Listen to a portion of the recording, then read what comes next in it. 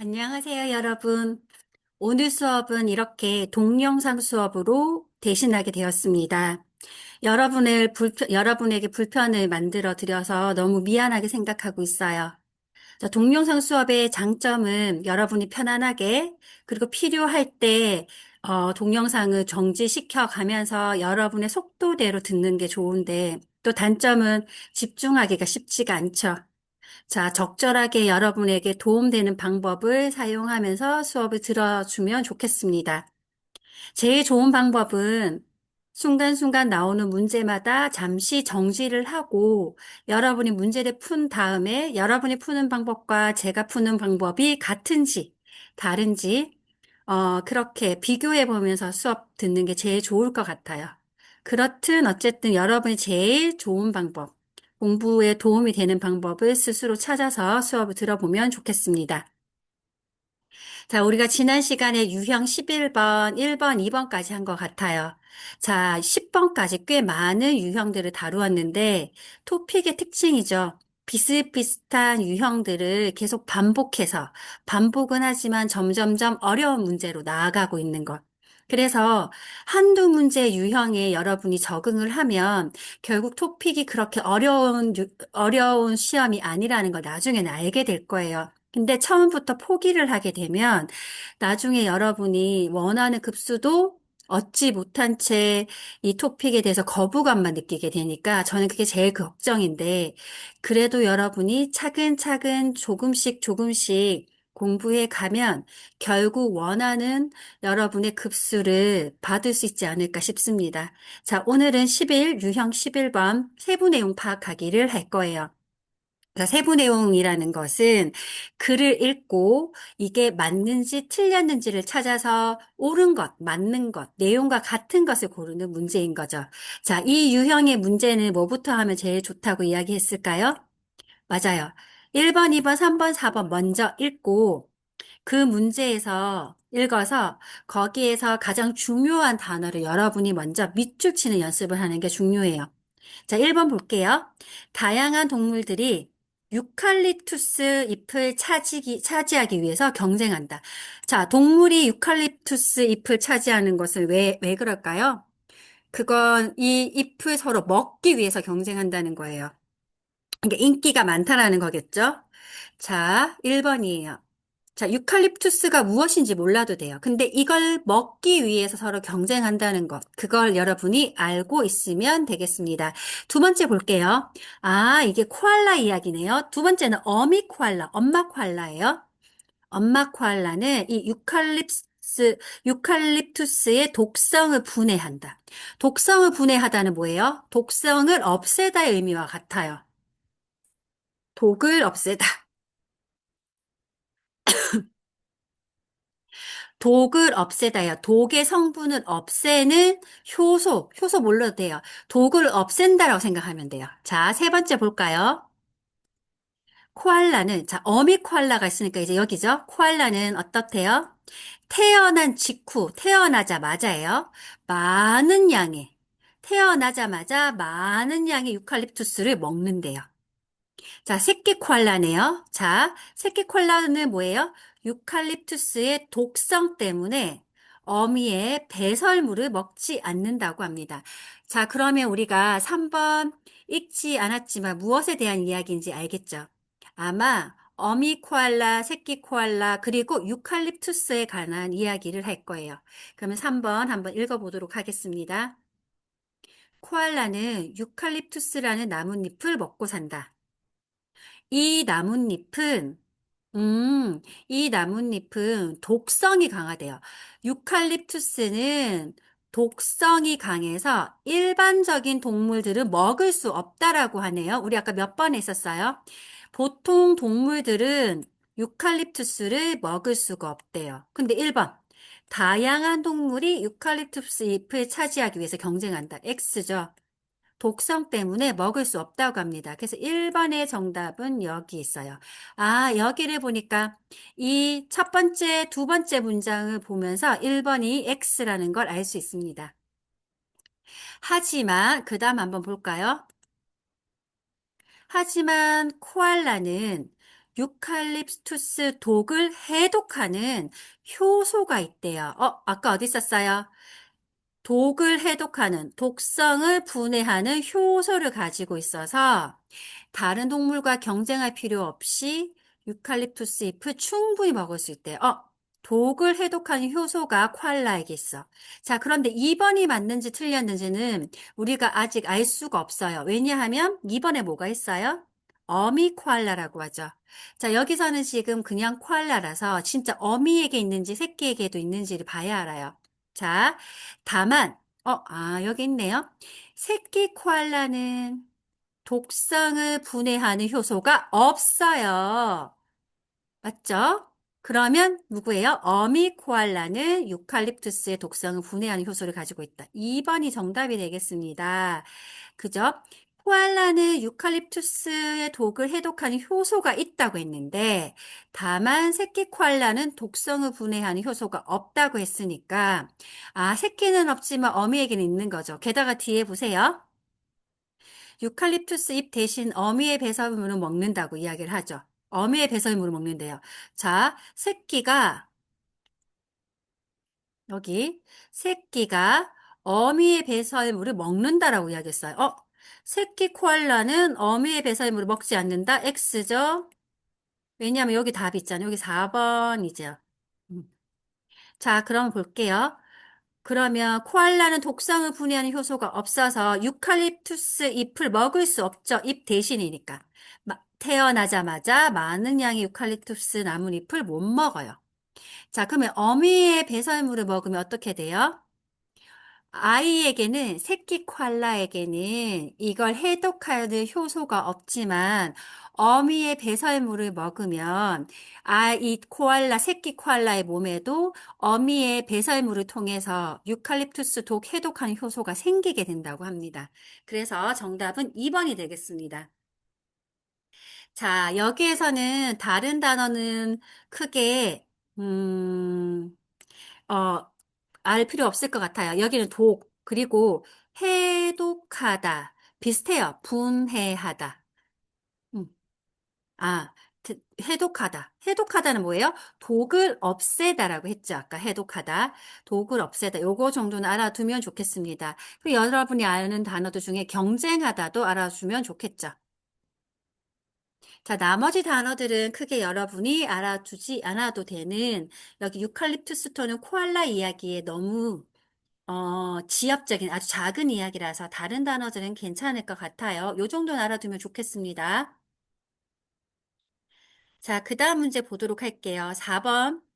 오케스트라에서, 자, 여기 볼까요? 밑에 1, 2, 3, 4부터 보면 된다고 이야기했죠. 오보에와 관련된 이야기를 하고 있습니다. 자, 오보에는 오케스트라 악기예요. 악기인데 여러분 몰라도 돼. 그냥, 이런 악기가 있구나. 그 생각하면 돼요. 자, 여러분 보세요. 1번, 2번, 3번, 4번 다 똑같은 이야기니까, 악기 소개를 하네? 그럼 이거 안 읽어도 돼요. 자, 그러면 뒤쪽에 문장 한번 보도록 할게요. 다른 악기와 달리 리드 하나로 음을 낸대요. 리드가 뭔지 몰라요. 괜찮아요. 그냥 리드를 찾으면 돼요. 여기. 두 번째. 오보의 첫 음과 함께 오케스트라 연주가 시작이 된대요. 자, 그 다음에 소리가 작아요. 그래서 오케스트라 앞쪽에 앉는데요.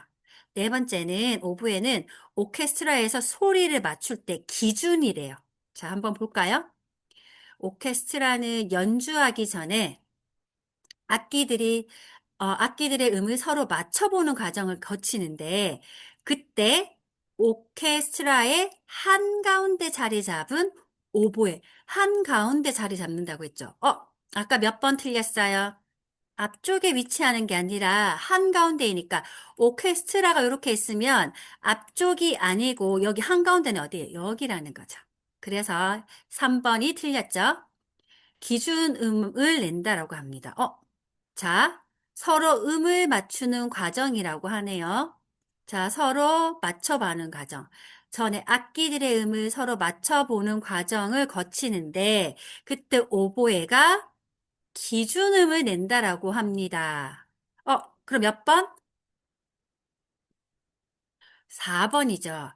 오케스트라에서 소리를 맞출 때, 소리를 맞출 때 기준을 만든다. 기준 역할을 한다. 정답 4번. 자세히 보면 여러분이 정답을 찾을 수가 있습니다. 하나씩 하나씩 비교해 볼게요. 오보에는 다른 관악기와 달리 나무 떨림판인 리드를 두 장 겹친대요, 여러분. 나무 떨림판인 리드를 두 장. 아까 뭐였어요, 우리? 리드를 한 장이 아니라 두 장이라고 하네요. 근데 우리 여기 리드가 뭐 있어요? 하나라고 했죠. 그래서 여기 X. 여기는 1번이죠.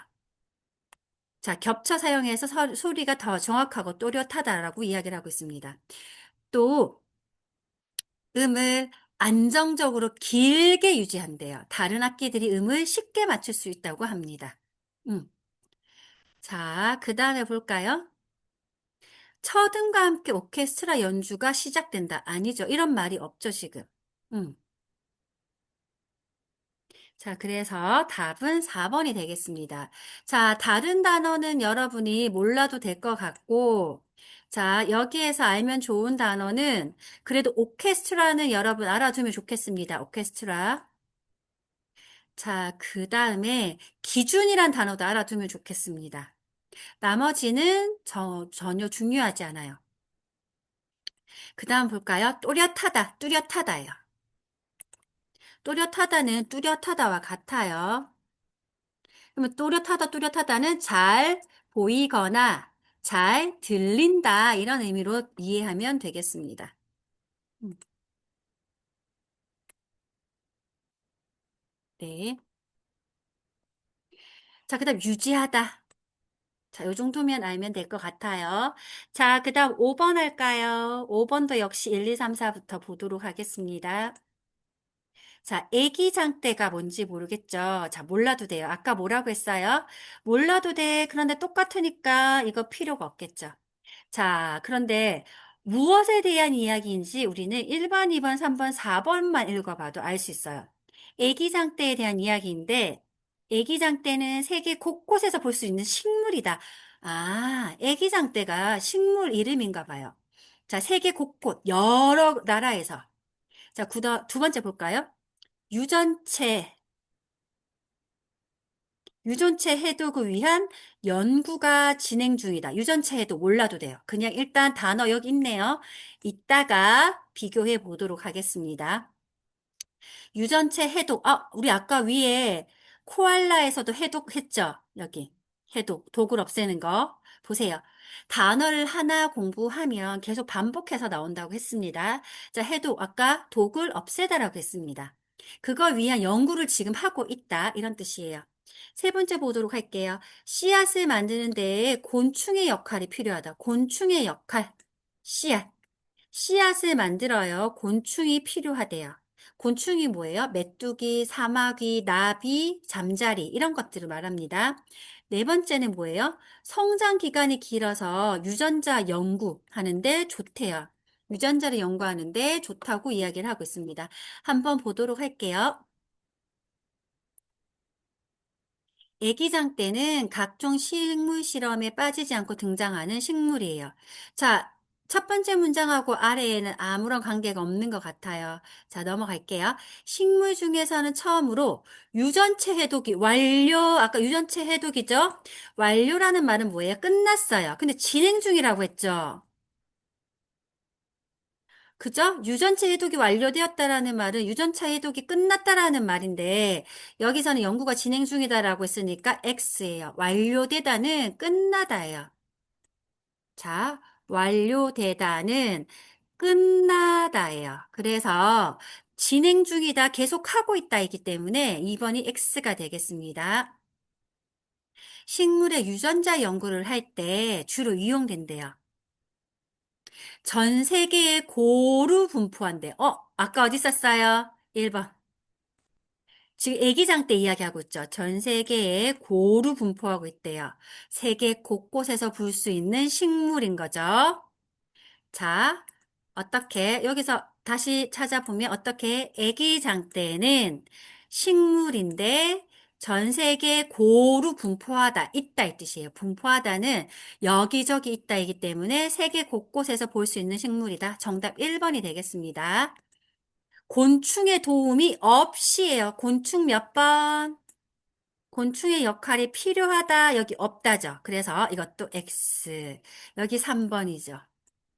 씨앗을 맺을 수 있어서 재배도 쉽다. 또한 한 세대 기간이 6주 정도밖에 되지 않아. 한 세대의 기간이 그러니까 태어나서 죽을 때까지 살 수 있는 기간이 6주라고 합니다. 근데 6주밖에 되지 않아, 밖에 되지 않아요는 뭐예요? 내 생각보다 짧아요죠. 성장 기간이 짧아요. 실험 결과를 빨리 확인할 수 있어서 실험에 널리 활용되고 있다. 이렇게 이야기하고 있네요. 여기서는 성장 기간이 짧은 거죠. 성장 기간이 짧다가 됩니다. 자, 보통 우리가 1시간이나 남았어요. 1시간밖에 안 남았어요. 하죠. 자, 두 개 다 똑같이 1시간 남은 건데, 생각보다 길게 남았어요. 이거, 밖에가 있으면 뭐예요? 부정적인 뜻이에요. 그래서, 생각보다 조금 남았어요예요. 그러니까 여기서도 보세요. 6주 정도밖에 되지 않아라고 하는 건 6주는 굉장히 짧은 시간이구나 라고 생각해야 돼요. 그래서 여기 성장 기간이 길다는 짧다 반대이죠. 그래서 4번도 X가 되겠습니다. 정답은 1번이에요. 자, 여기에도 여러 어휘들이 어떤 게 있는지 먼저 한번 볼까요? 음, 당연히 애기장 때 같은 단어는 여러분 외우지 않아도 됩니다.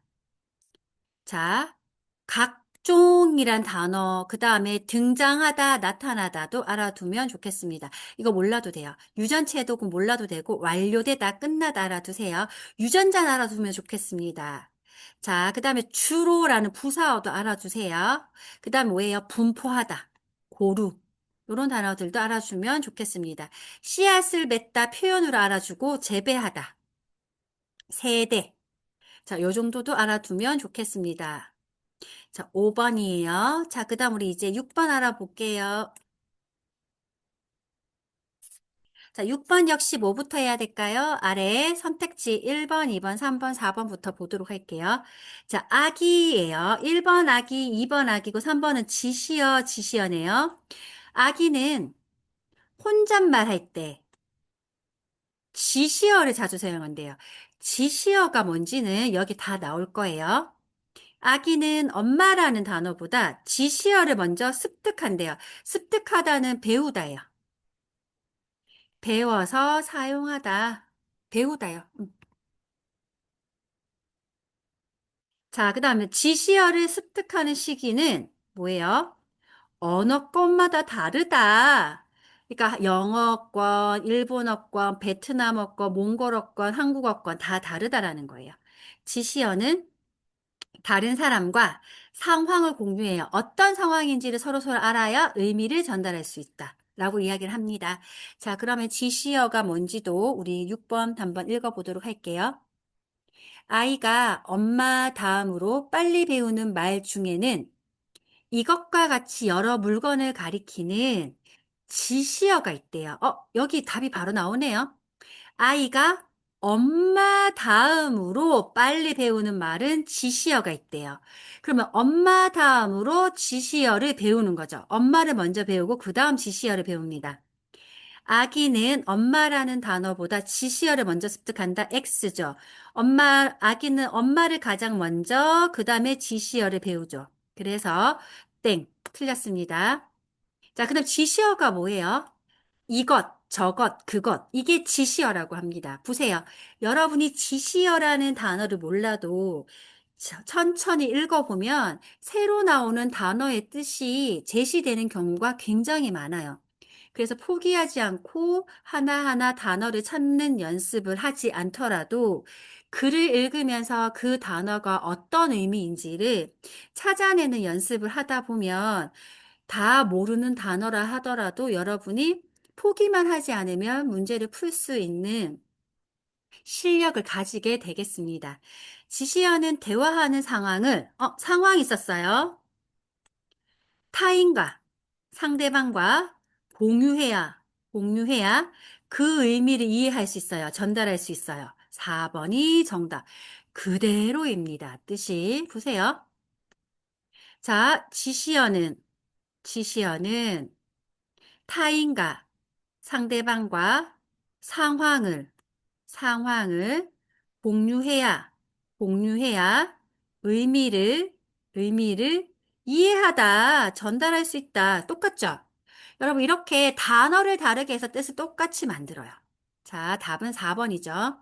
아기들이 이러한 지시어를 사용해 자연스럽게 부모의 관심을 끄는 것이다. 자, 그럼 여러분 혼잣말 할 때 지시어를 사용하겠어요? 아니죠. 부모의 관심을 끄는 것이니까 혼잣말 할 때 사용할 수가 없을 것 같아요.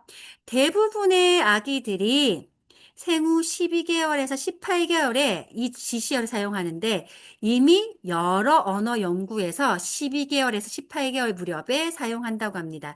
그러면 언어권마다 다른 게 아니라 여러 언어 연구에서 동일하게 12개월에서 18개월에 사용한다고 했으니까 언어권마다 다르게 나타나는 건 아니겠죠. 그럼 비슷하게 나타난다 보면 되겠습니다. 혼잣말 할 때 지시어를 자주 사용할 수가 없죠. 아까 뭐라고 했어요? 타인과 공유할 때 지시어를 쓰는 거니까 엄마나 가족과 같이 있을 때 이거 이렇게 말한다는 거예요. 자, 그래서 정답은 4번이 되겠습니다. 자, 우리 잠깐만요. 여기 한번 지우고 갈게요. 음, 단어 한번 우리 잠깐만 보고 지나가도록 하겠습니다. 자, 지시어란 단어는 괜찮아요. 그런데 여기 타인, 타인은 알아두면 좋겠습니다. 타인은 뭐예요? 상대방, 다른 사람. 이런 뜻이죠. 자, 그 다음에 공유하다, 같이 가지다. 공유하다, 우리 같이, 나도 가지고 그 사람도 똑같이 가지는 거예요. 서로 이해하거나 같이 가지는 거예요. 공유하다도 알아두면 좋겠습니다. 음, 공유하다. 자, 관심을 끌다 계속 많이 했습니다. 무렵은 뭐예요? 때. 뭐뭐 할 때예요. 무렵은 의 때 같아요. 이렇게 생각하면 좋겠습니다. 자, 그 다음 우리 7번 보도록 할게요. 자, 7번 아래부터 보도록 하겠습니다. 자, 석주명이라는 사람에 대한 이야기를 하고 있네요. 그러면 다 필요 없죠. 자, 한국의 나비를 총 844종으로 분류했어요. 나비 이름을 고유어로 바꾸려고 노력했어요. 자신의 배추 흰나비 연구에 문제가 있음을 알았어요. 나비의 날개 모양이 다르면 종이 달라짐을 밝혔습니다. 나비 이야기를 하고 있네요. 아, 맞네요. 나비 박사 석주명은 나비의 종류를 분류하고 이름을 지어준 생물학자라고 합니다. 자, 첫 번째 문장은 아래에 관련이 없죠. 1931년부터 나비를 연구한 그는 한국의 나비가 총 844종, 볼게요. 아까 844종. 한국의 나비가 844종이라는 당시의 분류를 248종으로 수정하였다고 합니다. 보세요. 이렇게 바꿨다는 거예요. 석주명이라는 사람이 나비를 연구하기 전까지는 한국의 나비가 전체 844종이라고 알려져 있었는데 이분이 나비를 연구해 보니 한국의 나비가 844종이 아니라 248종이라는 거죠. 248종으로 수정하였다고 했어요. 그러면 석주명은 한국의 나비를 844종으로 분류한 게 아니라 248종으로 분류하였죠. 그래서 1번이 X가 돼요. 날개 무늬나 모양이 조금만 달라도 다른 종이라고 판단한 기준의 분류가 틀렸어. 여기 보세요. 예전에는 그 전까지는 뭐예요? 날개의 무늬나 모양이 조금만 달라요. 다른 종이라고 판단했어요. 그때까지만 해도 날개 무늬와 모양이 조금만 달라도 다른 것이라고 판단한 기존의 분류가 틀렸어요. 날개 모양이 다르면 종이 달라짐이 밝혔다가 아니라 종이 다르다라고 한 기존의 분류를 틀렸다라고 석주명이 밝혔다라는 겁니다. 배추 흰나비 16만여 마리의 무늬를 비교해서 밝혔어요. 음. 자, 기존의 분류가 틀렸음을 배추 흰나비로 밝힌 거죠. 배추 흰나비 연구에 문제가 있음을 안 거죠. 안 게 아니죠. 배추 흰나비 연구를 하면서 기존의 연구에 문제가 있음을 안 거죠. 그래서 3번이 X입니다. 또한 그때까지 한자어나 외래어 나비에 떠들썩 팔랑나비와 같은 고유어 이름을 지어줬어요. 아, 이분의 특징이 뭐예요? 예전에는 그때까지는 한자어나 외래어로 나비 이름을 만들었는데 이제는 떠들썩 팔랑나비처럼 고유어 이름을 지어줬어요. 아까 고유어 어디 있었죠?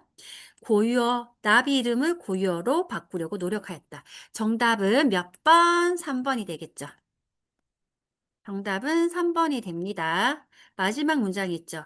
고유어 이름을 지어주는데 앞장섰다. 이렇게 되겠습니다. 자, 여기 한번 볼게요. 음. 자, 중요한 단어들 보면 분류하다, 종류를 분류하다, 나누다죠. 그죠? 그 다음에 생물학자 정도는 알아두면 좋겠습니다. 생물학을 연구한 사람. 자, 아까 분류 계속 나오죠? 자, 그 다음 수정하다는 고치다예요. 자, 수정하다는 고치다입니다. 자, 분류하다는 그럼 뭐예요? 나누다. 가 되겠죠?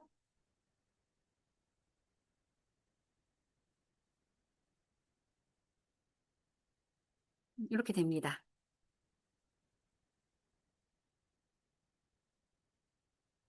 판단하다. 자, 비교하다. 밝히다. 밝히다가 뭐예요? 밝게 하다예요. 그러니까 사실을 알리다예요. 연구 결과를 알리다가 밝히다예요. 그 다음에 여기 명명대다가 있죠. 이름 붙여지다. 이름 붙여지다. 이런 뜻이에요. 자, 이러한 텍스트였습니다. 자, 이제 8번 한번 보도록 할게요. 자, 역시 1번, 2번, 3번, 4번 먼저 보도록 할게요. 자, 노후 준비에는, 자, 노후 뭐예요? 나이가 든 후에는 새로 저축이 유리하다. 이거 몰라도 돼요. 뭐가 더 그러니까 새로 저축이 무엇인지 몰라도 돼요. 여기 위에 다 있을 거예요. 유리하다, 더 좋다, 도움이 되다. 이거 했죠? 유리하다, 도움이 되다. 그럼 유리하다의 반대말은 불리하다, 안 좋다.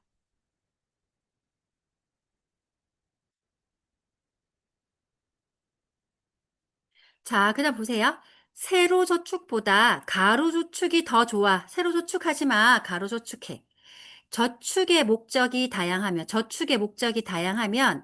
가로 저축이 유용하다. 더 도움이 된다. 유용하다. 유리하다. 유용하다. 사용하기 좋다.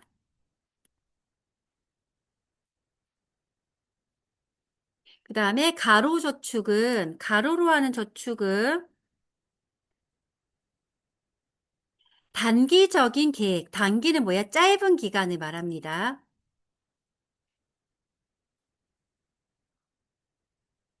있을 때 효율적이라고 합니다. 효율적이다, 도움이 되다, 효과적이다. 자, 그럼 여러분 여기 지금 공통적인데 뭐냐 하면 보세요. 유리하다, 더 좋다, 유용하다, 효율적이다. 다 똑같은 뜻이에요. 좋다의 의미예요. 자, 한번 볼게요. 저축의 방식을 가로 저축과 세로 저축으로 나눠 비유하여 설명할 수 있다. 첫 번째 문장은 아래와 관계가 없으니까 넘어갈게요. 차량 구입이나 주택 마련과 같이 특정 목적을 위해서, 목적 아까 어디 있었어요? 그러니까 자동차를 사거나 집을 사는 것처럼 목적을 위해서, 아까 목적을 위해서 한 통장에 집중하여 저축하는 것이 세로저축이다. 목적 세로저축, 목적 가로저축 아니죠. 자, 반면 장기적으로 길게 다양한 잠깐만요. 음, 잠깐만. 제가 잘못한 거죠, 지금. 특정 목적을 위해서. 여기 목적이 다양한데 특정 목적이 아니네요. 그럼 잠깐만. 요거 제가 잘못했어요. 다시. 요건 다시 지울게요. 자, 목적을 위해서 특정 목적은 하나여야 되는데 지금 여기에 보니까 목적이 다양하다라고 이야기를 하고 있죠. 그럼 그 다음 문장과 관계가 있는 것 같아요. 목적이 다양하다. 네, 여기 볼게요. 다양한 목적에 따라 돈을 여러 통장에 나누어서 저축하는 것을 가로저축이라고 해요. 저축의 목적이 다양하면 가로저축이 유용하다. 자, 이렇게 되죠?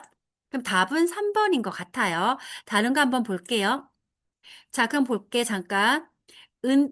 단기적으로,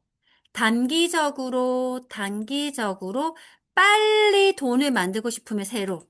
단기적으로는 세로. 단기적으로는 세로죠. 그 다음에 은퇴 후의 생활까지 고려. 은퇴 후, 노후 준비에는 가로저축이죠. 자, 여기 볼까요? 은퇴 후, 노후, 가로저축, 여기 세로저축이니까 X예요. 자, 그 다음에 여기 볼까요? 단기적으로 세로저축. 여기 보세요. 단기적으로 세로저축. 그러니까 이것도 X인 거죠. 그래서 1번, 4번이 X예요. 그럼 2번은 왜 틀렸어요? 세로저축보다 가로저축을 하는 것이 더 좋다라고 한 적이 없어요.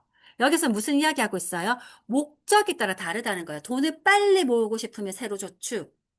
그게 아니라 올해 나중에 내가 돈을 쓸 것까지 다 생각해서 계획해서 저축을 하면 가로저축하라는 거예요. 상황에 따라 다른 거지. 뭐가 더 낫다라는 이야기를 하고 있지 않기 때문에 정답은 3번이 되겠습니다.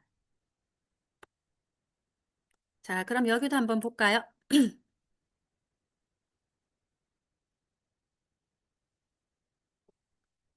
자, 이러한 것들 다 필요 없어요. 그냥 저축만 알면 돼요. 가로, 세로, 요 단어만 알아둘까요? 가로저축, 세로저축은 몰라도 돼요. 가로는 뭐예요? 이거 가로라고요. 세로는 이거. 세로. 왜 안 나오죠? 자, 가로, 세로. 이렇게 됩니다. 잠깐만요. 왜 잘 안 나오지? 자, 보겠습니다. 잠깐만 기다려주세요. 이렇게 됐네요. 다시. 가로는 옆으로 가는 것을 가로라고 해요. 이렇게. 요거는 다 가로. 그다음 세로는 이렇게 길게. 우리 글을 쓸 때는 이렇게 왼쪽에서 오른쪽 가로로 쓰죠. 그 다음에 위에서 아래로는 세로로 이렇게 되죠. 요게 가로, 세로가 됩니다. 자, 그 다음에 뭐예요? 비유하다 알아두세요. 그 다음 설명하다라는 단어도 중요합니다. 차량은 자동차. 그 다음 구입하다, 사다. 주택 마련하다, 준비하다. 특정 목적, 특별한 목적. 자, 집중하다. 요런 단어들 알아두세요. 반면, 반대로, 한편, 다 비슷한 말이에요. 반면, 반대로, 한편. 가끔 이렇게 비슷하게 쓰입니다. 자, 그 다음 여기 보면 반대되는 단어 있죠? 장기적으로는 긴 시간. 이것과 반대는 단기적으로 짧은 기간, 긴 시간, 짧은 기간 이렇게 됩니다. 다양한 목적에 따라 목적. 그 다음에 여러 통장에 분산하다가 나누다예요. 여기 분산하다, 나누다가 됩니다.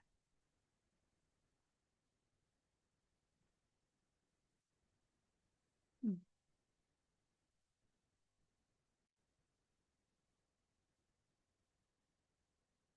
자, 목돈 알아두세요. 목돈은 큰 돈, 많은 돈이에요. 목돈은 큰 돈, 많은 돈. 잔돈 말고 큰 돈, 많은 돈. 목돈이라고 합니다. 당연히 여러분 은퇴 알아야 돼요. 은퇴. 자, 요러한 어휘들. 자, 뒤로 갈수록 중요한 어휘들이 굉장히 많습니다. 이 어휘들 정리해서 공부하는 게 제일 중요하겠죠? 자, 이제 9번 보도록 할게요. 9번도 역시 1번, 2번, 3번, 4번 같이 보도록 하겠습니다. 자, 왕은 책가도에 대해서 부정적으로 생각했어요. 자, 책가도 몰라도 된다고 했죠. 여기서 설명해 줄 거예요. 점차 다양한 계층에서 책가들을 즐기게 되었다. 좋아해요. 다양한 계층이라는 거 왕부터 서민까지 모두 전 계층을 말하는 거죠. 초기의 책가도에는 일상용품을 그렸다. 아, 그림인가 봐요. 일상용품 뭐예요? 밥그릇, 연필, 책 이런 거 말하는 거죠. 책가도는 왕의 바람으로 그림의 형식이 바뀌었대요. 자, 그러면 우리 책가도에 대한 이야기를 한번 보도록 하겠습니다. 책가도는 책장과 책을 중심으로, 그 책장, 책의 책인 것 같아요. 중심으로 하여 각종 책장, 책, 각종 문방구가 뭐냐 하면 여러분 종이, 붓. 그러니까 여러분 생각하면 지금 공책이랑 연필이에요. 등을 그린 그림이에요. 그림입니다. 자, 첫 번째는 아직 여기 없어요. 학문을 중요시하는 왕의 바람과 출세를 원하는 양반의 마음이 더해져 책가도는 궁중과 사대부를 중심으로 발전하였어요. 맞죠? 그럼 보세요, 여러분. 왕이 원했어요. 바라다, 원하다잖아. 바라다, 원하다예요. 학문을 중시한 왕이 책장이나 책 또는 연필 그림을 중요하게 생각했으니까 왕이 책가도에 부정적 인식이 강한 거 아니죠. 왕의 바람과 출세를 원하는 양반의 마음이 더해져서 이게 그러니까 궁 안에서 왕을 중심으로, 양반을 중심으로 발전한 거니 이건 부정적 인식이 강한 게 아니죠. 긍정적이었겠죠? 19세기에는 처음에는 사대부를 중심으로 발달하였는데 19세기에는 어떻게 돼요? 상인과 농민 계층으로 확산되었어요. 자, 그럼 뭐예요? 점차 다양한 계층, 상인, 농민 계층까지 보세요. 궁중 사대부에서 상인과 농민 계층으로도 확산되었으니까 다양한 계층에서 즐기게 되었죠. 2번 정답이에요. 형식이 자유로워졌죠. 그리고 이거는 왜 자유로워진 거예요? 왕의 바람으로 형식이 바뀐 게 아니라 상인이나 농민들에게 확산되면서 그들의 요구로 자유로워졌으니 4번도 X입니다. 자, 그림에서 책장 대신 작은 탁자가 활용되었대요. 초기의 책가도가 아니라 19세기 이후의 책가도에 일상용품이 그려졌죠. 일상용품이 함께 그려진 건 초기의 책가도가 아니라 언제? 지금 초기에는 왕을 중심으로 책과 책장이 그려졌는데 그게 백성들에게 퍼져가면서 책을 그리는 게 아니라 탁자나 뭐예요? 일상용품을 그리게 된 거죠. 그건 나중이에요. 그래서 초기가 아니기 때문에 답은 2번이 되겠습니다. 자, 여기부터 한번 볼까요? 자, 여기 이 단어가 어려웠죠? 바람. 이 바람이 뭐냐면 바람이 불다의 바람이 아니라 바라다의 명사예요. 원하다.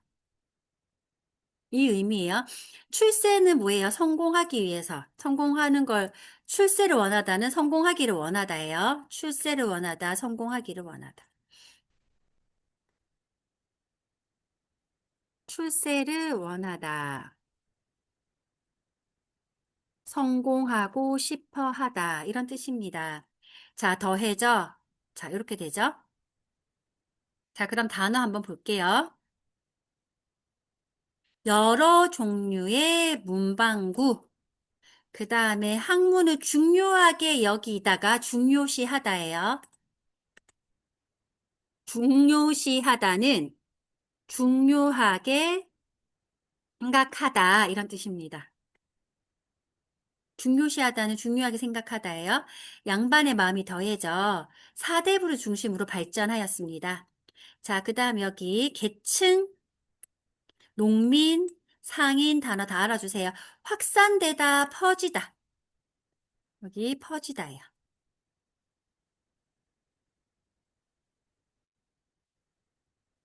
형식이 자유로워졌다라고 이야기를 하고 있네요.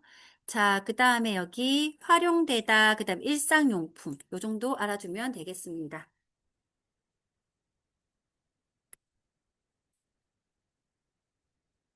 자, 10번 볼게요. 자, 하루살이에 대한 이야기를 하고 있습니다. 하루살이니까 다 없어도 되겠죠.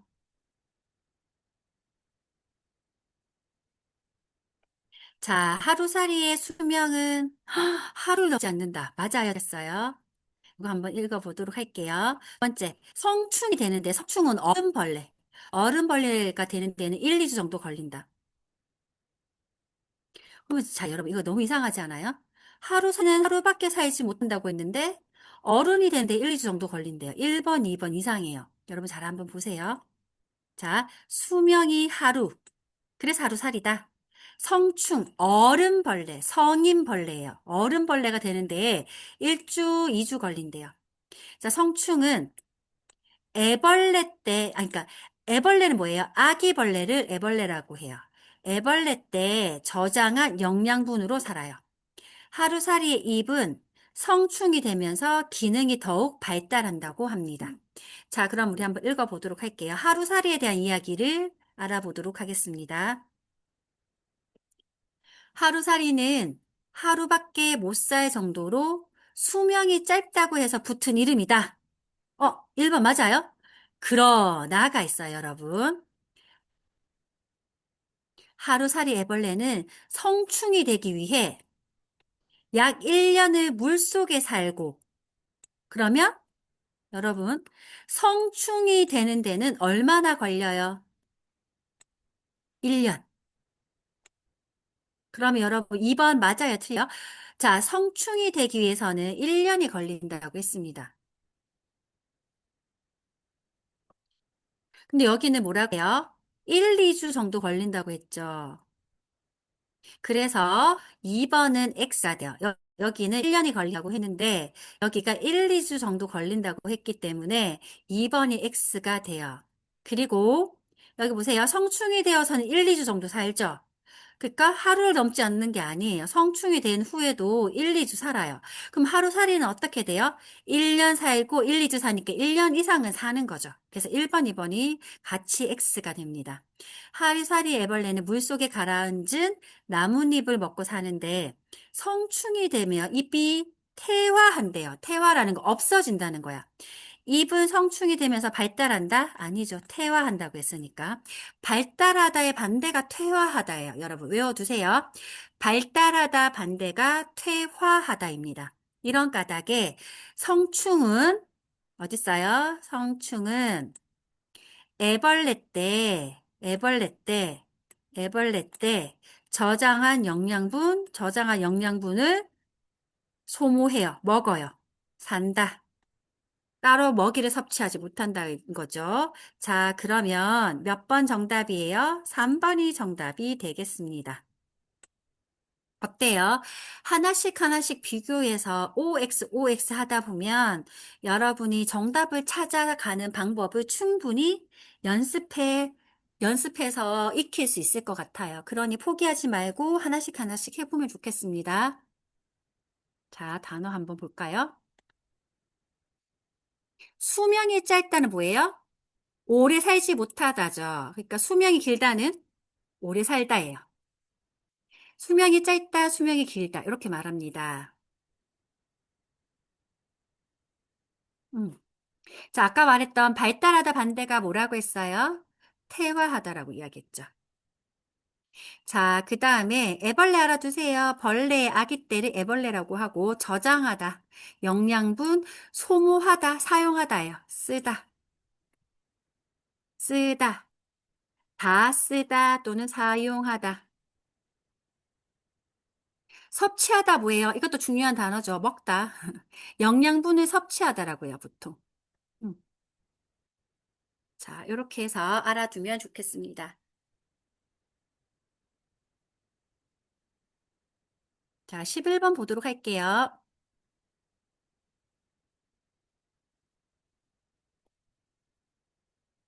자, 눈물에 있는 단백질은 기분을 좋게 만든대요.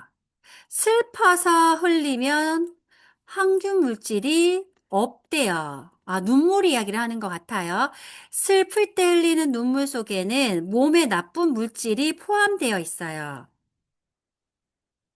자, 그 다음에 물리적 자극으로 흘리는 눈물. 그러니까 감정 때문에 흘리는 게 아니라 누가 내 눈을 때리거나 내가 눈을 문지르거나 바람이 너무 많이 불어서 눈이 아파서 흘릴 때에는 슬플 때의 눈물보다 성분이 더 다양하다라고 합니다. 좀 복잡하네요. 눈물과 관련된 이야기예요. 자, 여기서 여러분이 지금 잘 모르는 단어는 황균 물질인데 항균은 뭐예요?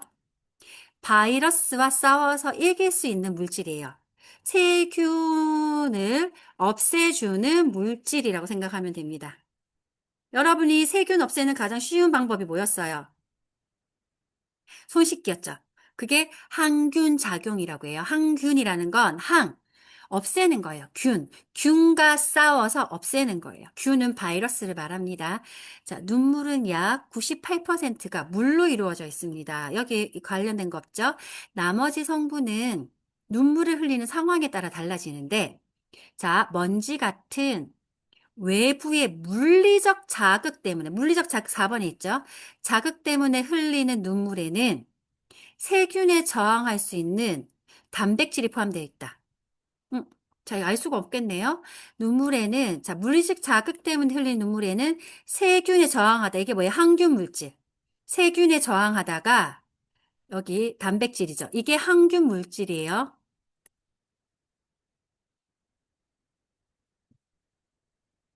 단백질이 포함되어 있다고 합니다. 그런데 슬플 때 흘리는 거, 우리 계속 이야기하는 거네요, 이게. 슬플 때 흘리는 눈물에는 뭐가 있어요? 항균 물질도 있고 스트레스로 인해 체내에 쌓인 물질도 들어있어요. 그러면 여러분, 물리적 자극에는 항균 물질이 있고 슬플 때 흘리는 눈물에는 항균 물질 더하기 스트레스 물질도 있는 거예요. 그럼 뭐가 더 많아요? 슬플 때 흘리는 눈물의 물질이 더 많겠죠? 자, 그럼 4번 보세요. 물리적 자극으로 흘리는 눈물이 슬플 때의 눈물보다 성분이 더 다양하지 않죠. 물리적 자극에는 항균 물질만 있지만 슬플 때 흘리는 것에는 체내에 쌓인 물질도 들어있다는 거예요. 그래서 4번은 X가 됩니다. 음. 그래서 슬플 때 울고 나면 신체 해로운 물질이 몸 밖으로 나간대요. 왜? 아까 슬플 때 흘리는 눈물에는 항균 물질도 있지만 스트레스 물질도 있다라고 했어요. 그게 왜 그래요? 우리 몸 속에 있는 게 나간다는 거죠. 그러면 슬플 때 흘리는 눈물 속에는 몸에 나쁜 물질이 포함되어 있다. 3번이죠. 스트레스로 인해 체내에 쌓인 물질이 들어있다고 했으니까 여기 답이 3번이 됩니다. 그래서 우리가 울고 나면 우리 몸에 있는 해로운 물질이 몸 밖으로 나가서 기분이 나아지는 거죠. 자, 3번이 정답이고 슬퍼서 흘리는 눈물에는 항균 물질이 빠져 있는 게 아니라 항균 물질 플러스 스트레스 물질이 있다라는 거죠.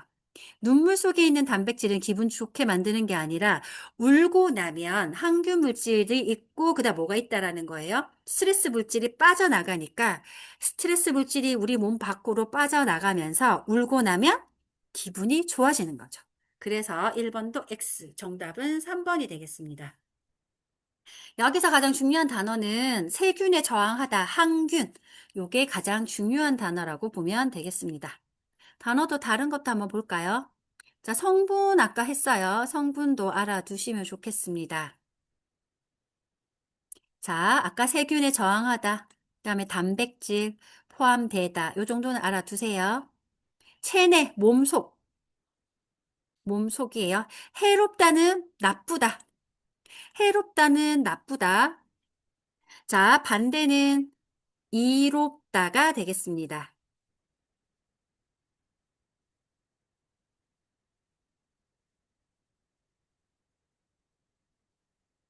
자, 우리 오늘 여기까지 일단 수업 진행하도록 하겠습니다, 여러분. 나머지는 우리 12번부터 20번까지는 집에서 문제 풀어 오도록 할게요.